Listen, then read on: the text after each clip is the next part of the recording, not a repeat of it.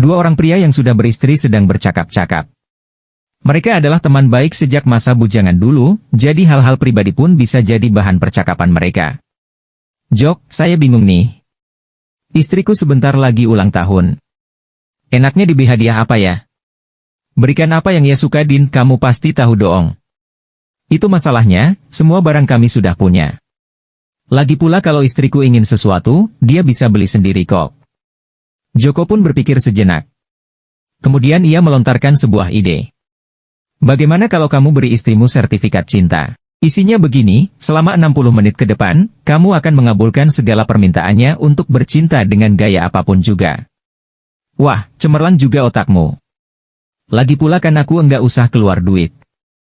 Udin kembali ke rumah untuk melaksanakan ide temannya itu. Beberapa hari kemudian, ia kembali menemui Joko. Bagaimana, Din? Istrimu suka nggak dengan hadiahmu itu? Wah, dia suka sekali, Jok. Setelah membaca sertifikat itu, dia langsung melompat dan mencium dahiku. Terus dia pergi keluar rumah dan berpesan akan kembali lagi sejam kemudian. Udin sedang minum bir di sebuah diskotik di daerah Jakarta Barat bersama temannya yang bernama Joko untuk menghilangkan rasa penat setelah bekerja seharian. Udin pun curhat ke Joko tentang masalah rumah tangganya. Jok, kenapa ya aku kok setiap begituan sama istriku, aku selalu kalah ya?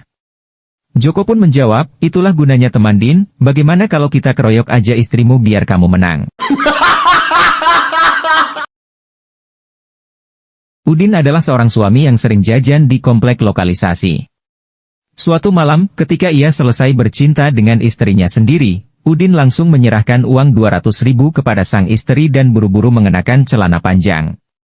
Saat sang istri pergi ke kamar mandi, Udin baru sadar bahwa kebiasaan itu hanya berlaku untuk seorang pelacur yang melayaninya, bukan untuk sang istri. Celaka! Pasti istriku akan tahu kalau aku sering jajan di tempat begituan, gumam Udin dengan cemas. Ia tak punya alasan untuk menarik kembali uangnya itu. Tapi ketika sang istri keluar dari kamar mandi, ternyata ia langsung didekati oleh sang istri yang berwajah marah. Sang istri pun membentaknya, "Hei, kurang niche. Biasanya 300.000, kenapa kau kasih cuma 200? Hah, biasanya? Oh, maksudku." Sang istri pun gugup dan pucat sekali. Seorang lelaki buta memasuki rumah makan. Udin, pemilik rumah makan sekaligus berperan sebagai pelayan datang sambil menyodorkan daftar menu. Saya orang buta, tentu saja tidak bisa membaca daftar menu. Tolong bawakan sendok kotor yang telah dipakai pengunjung sebelumnya dan saya akan mencium baunya. Dari situ nanti saya akan tahu masakan apa yang enak untuk dipesan, kata lelaki buta tersebut. Dengan heran Udin pun mengambil sendok bekas pengunjung dan memberikannya pada si buta. Ia mencium baunya dan berkata, saya pesan ikan mas pepes dan sayur asam. Dengan agak terperanjat Udin menulis pesanannya. Menu itu memang menjadi pesanan favorit rumah makan itu. Beberapa hari kemudian, lelaki buta tersebut datang lagi. Sekali lagi ia minta sendok bekas pakai untuk dicium baunya, tetapi bukan yang habis dipakai untuk makan pepes dan sayur asam. Hanya ada satu sendok yang habis dipakai untuk menu lainnya. Bau sendok ini enak juga. Sepertinya habis dipakai untuk makan ayam bakar dengan lalapan dan sambal terasi. Udin mengiyakan dan lelaki buta pun memesan masakan itu. Lelaki buta untuk ketiga kalinya datang lagi di kemudian hari. Ia datang lebih awal ketika belum ada satu pengunjung pun yang datang sehingga tidak ada bekas sendok pakai yang bisa disodorkan. Entah dari mana datangnya tiba-tiba sifat iseng Udin muncul. Ia mendatangi istrinya yang berperan sebagai tukang masak di dapur. Disodorkannya sebuah sendok dan berkata, "Imah, kamu usapkan sendok ini di anumu." "Apa-apaan sih mas?" tanya Soimah tidak mengerti.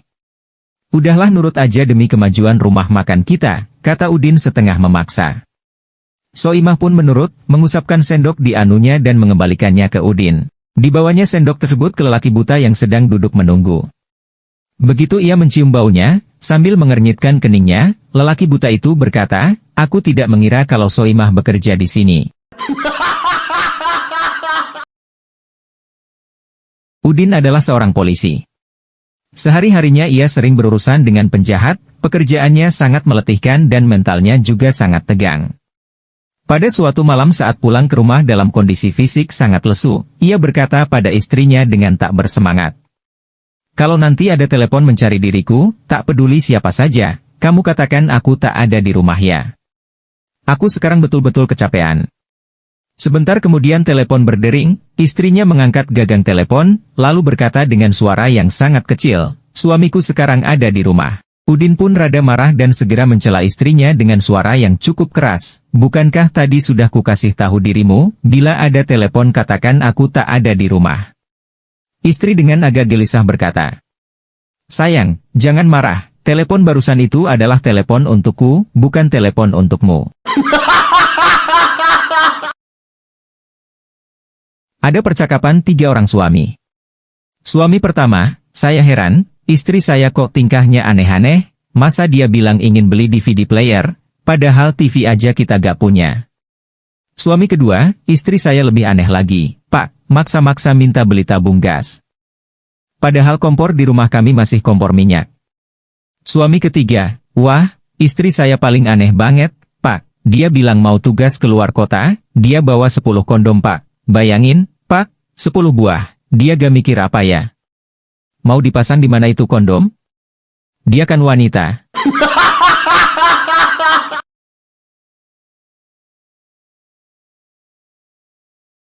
Udin dan Joko sedang dalam perjalanan pulang dari kantornya di kawasan Mega Kuningan. Maklum Jakarta, jalanan ke arah Bekasi macetnya luar biasa. Pulangnya entar aja Jok.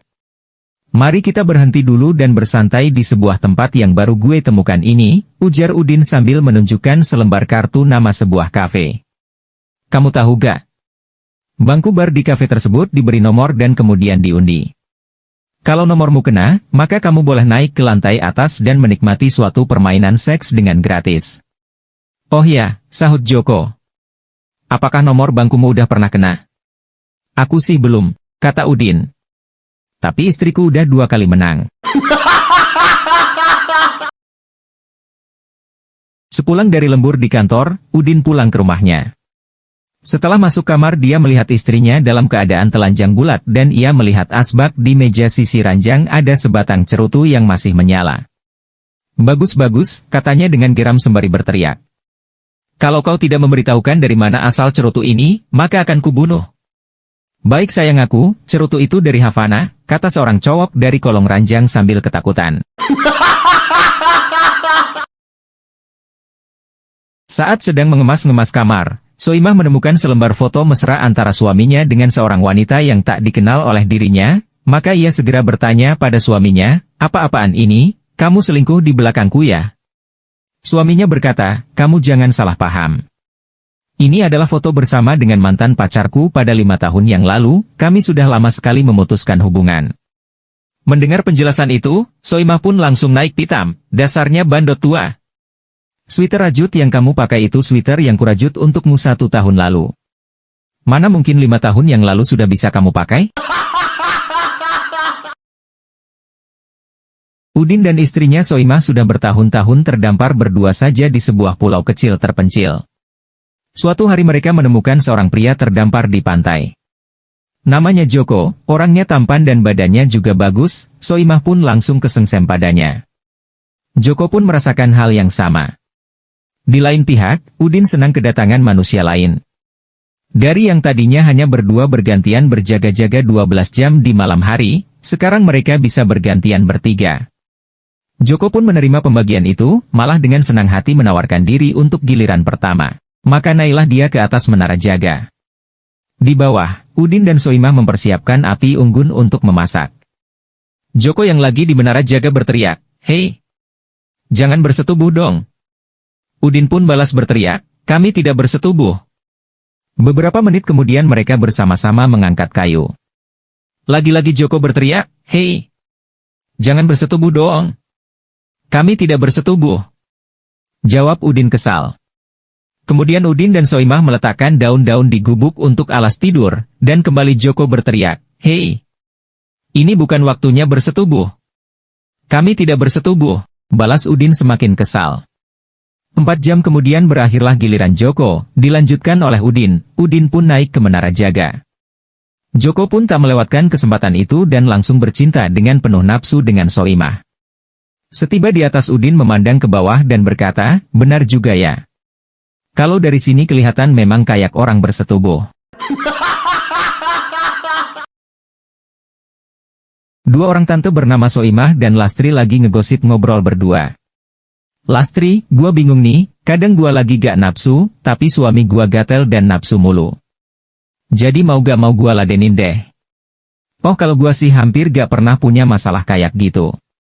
Wah emangnya apa yang lu lakukan kalau suami lu lagi nafsu gitu? Biasanya sih kalau gua lagi males, terus dia udah mulai ngelus-elus gua tahan napas kenceng-kenceng, terus gua kentut, entar dia pasti bete terus lu aman.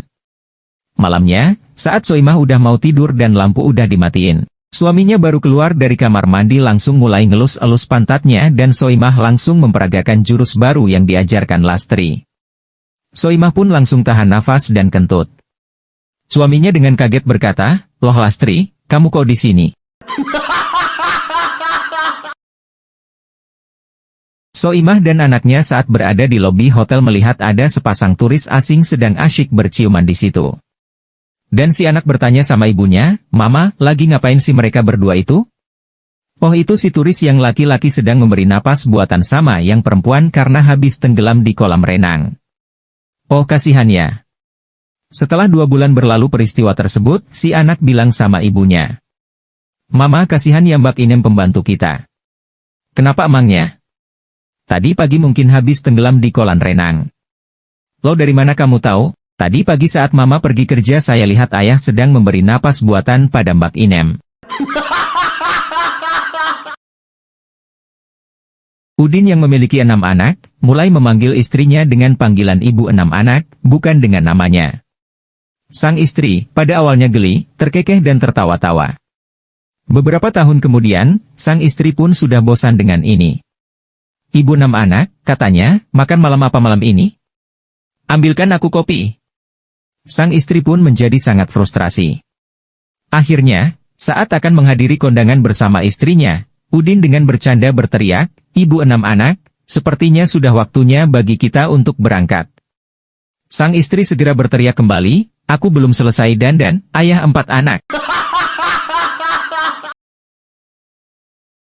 Udin merenung. Sudah hampir 30 tahun terakhir, pertanyaan yang sama masih mengganggunya. Mengapa dia tidak mirip dengan saudara dan orang tuanya sama sekali? Semuanya cantik dan ganteng, sedangkan dia sangat jelek.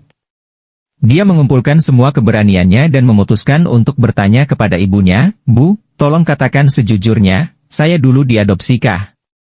Sang ibu langsung menangis dan berkata, ya anakku, tetapi tidak berhasil, jadi mereka mengembalikanmu ke sini lagi.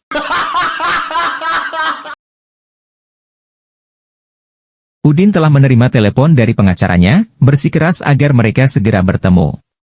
Dia tiba di kantor pengacara itu, dan masuk ke kantornya. Apakah Anda ingin berita buruk dulu atau berita yang sangat buruk? Tanya pengacara. Ya, jika itu adalah pilihanku, kurasa aku akan menerima yang buruk terlebih dulu.